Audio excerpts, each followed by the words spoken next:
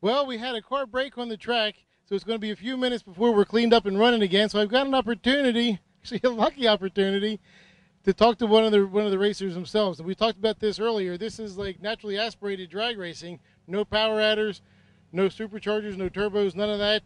This goes back to the early days we were talking about when these cars were running back when they were current model stuff. We've got a owner here. Why don't you tell us a little bit about the car? It's a 1960 Pontiac Ventura. It was one of the first super stockers, actually first Super Duty Pontiac made. And a lot of people think it's a 62, but 60 was the first year. And I'm attached to the car because I used to work on it back when it was running back then. And I've just sort of got it back on a track to serve a purpose because it's not a cookie cutter car. And I just love it, and it's going to be on the track, and I'm going to keep it here. Tell us a little bit about the car, like what motor was running back then and what we've got. He was running 389, 348 horsepower, 4-speed, and it went out of Thayer Sinclair gas station. That's where I worked part-time, so my job was to keep the transmission and the gears in it. John made the motor up and ran it, and Gene drove it. What kind of times was this running back in the day? 13.5s. Versus what do we got today? I run 11.0s with this, but it hadn't got a 389 in it. That's what technology's changed a lot since then. It has. Now, I'll get the camera to shoot this in a little bit, but this has got something different on the wheels. These are 8-lug wheels. Now, that's different than like the normal traditional 5-on-4, 5-on-4.5 wheel setup. This was the first year that Pontiac introduced the 8-lug wheels, and they were considered the heavy-duty wheels. And then later on, they started dressing them up, and they became known as the Grand Prix wheels or whatever like that. But this was the first year for them.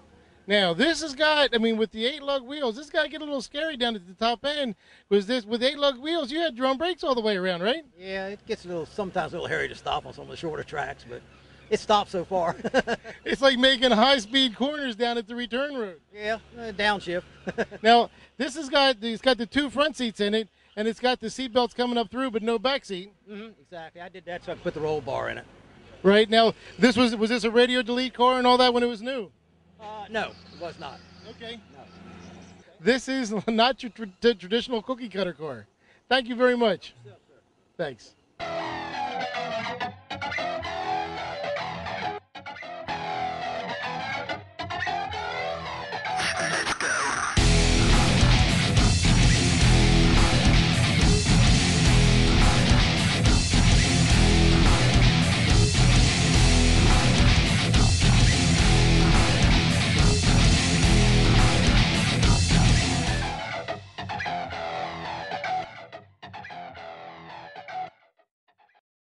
Hi, we've got another old car from back in the day that actually could have been a nostalgia car back when it was new. We just looked at that Pontiac. We've got a gentleman here that we've had a few weeks back, and we looked at another one of his cars. It was the Vega. And Hank, tell us a little bit about this car we got here this week. It's a 1954 Chevrolet Bel Air. Came out of Estes Park, Colorado in 1997. Had 31,863 original miles on it. Now it's Pro Street with a stroker motor, and it runs mid-12s. Plus I drive it on the street everywhere I want to take it.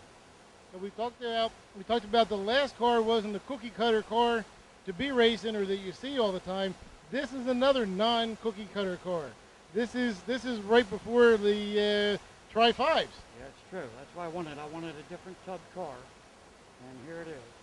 Now, if we're looking at this, on a lot of the street rods, a lot of the cars we look at, especially back vintage this era, we see the louvers in the hood. For the folks at home, what are the louvers in the hood for? Well, it's nostalgic, but mainly to let the hot air off the motor. And if you get the air cleaner high enough like I did, you can draw some cool air in. Correct, yeah, that draws it in from the outside. Now, I see under the hood on this, you've got all the metal, it's all finished real clean under the hood. This car is all steel. There's no plastic in this car.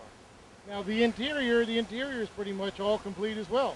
Yes, it's custom interior done by Barry's Car Care in Perry Hall, Maryland, and it was done in 2001. It's all tweed and leather, and he does outstanding work. Well, Hank, this is another great looking one. I'm waiting to see what you'll bring to show us next. Thanks for bringing it out and showing it to us today.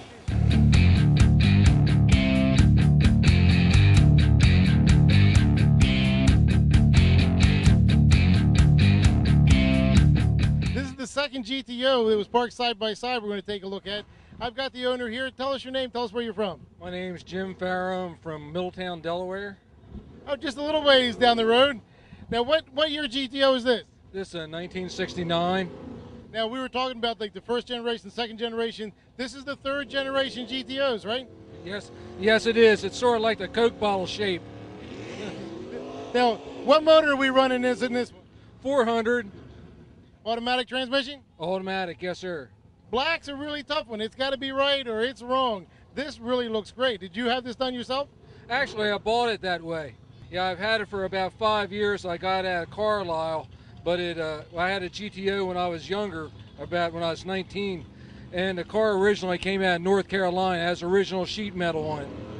Now, was this originally a vinyl top car? Yes, sir. So triple black. That had to be a pretty rare option. It sure is. It's got factory air on it. I added the spoiler and the hood tack to it. Yeah, this is a great looking GTO also. Thank you very much for bringing it out and showing it to us today. You're welcome. Thank you very much.